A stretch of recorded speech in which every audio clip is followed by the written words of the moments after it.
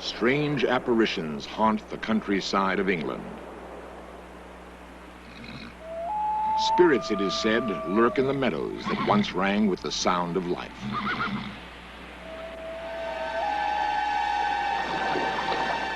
There are those who swear that the dead have risen.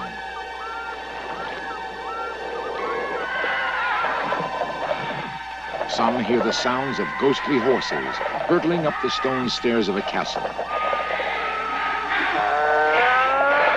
Others bear witness to the cries of an African prince, outraged because he was buried on English soil. The ancient ghosts of England, it would seem, are the scariest spirits of all.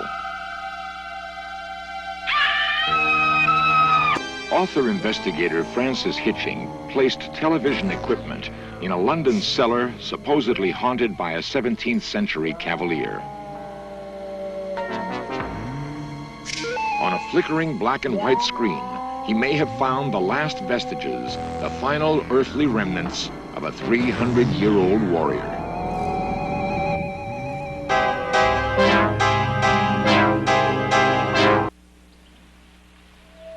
The English countryside has been populated by so many people for so long a time that it has acquired a rich legacy of spirits and ghosts. A 200-year-old monarch may pace the library of a great fortress. Henry VIII, we are told, still drags his gout-ridden foot through broken cloisters and cobwebbed passages. Long-dead prisoners plead for mercy in empty dungeons. Ancient druids still haunt Stonehenge.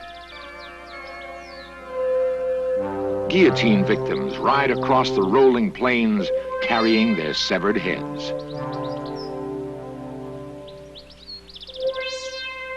Every generation has added its ghostly collection of vampires, phantoms, and monsters of the netherworld.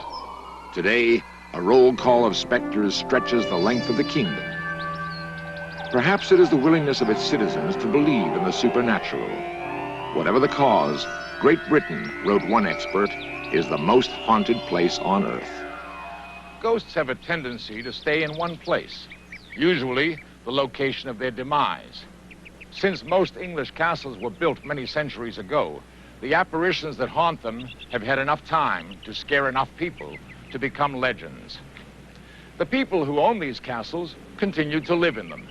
Strange sights and hideous noises are considered part of the bargain, along with poor plumbing and drafty rooms. Ghosts are accepted as eccentric members of the family, and in many cases they were just that before they died. At Wolverton Manor, for example, we encounter the very rowdy ghost of Lord Thomas Trenchard. His story is told by his descendant, Captain Thimbleby.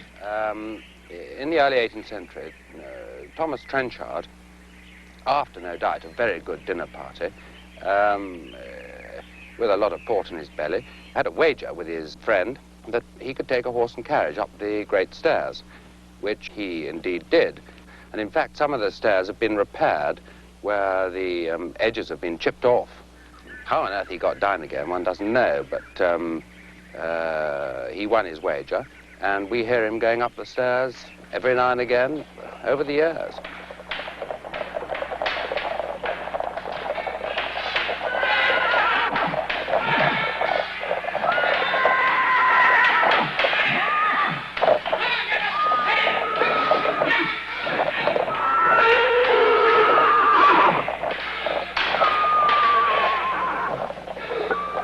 The strange part of Wolverton Manor's ghostly carriage is that it has never been known to return down the stairs. So much for noisy apparitions.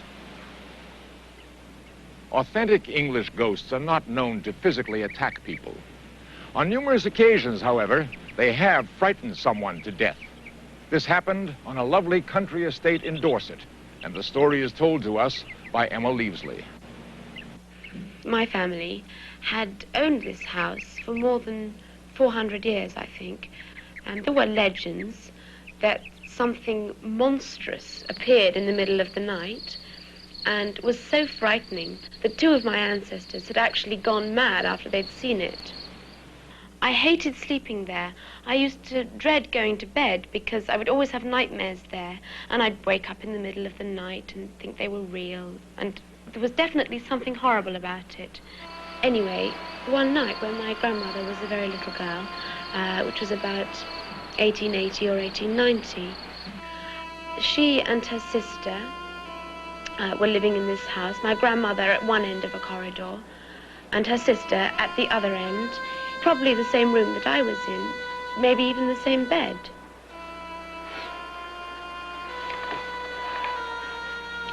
One night, they went to bed perfectly normally, having said goodnight to each other. And what happened next, no one knows for certain, but it was obviously absolutely horrifying.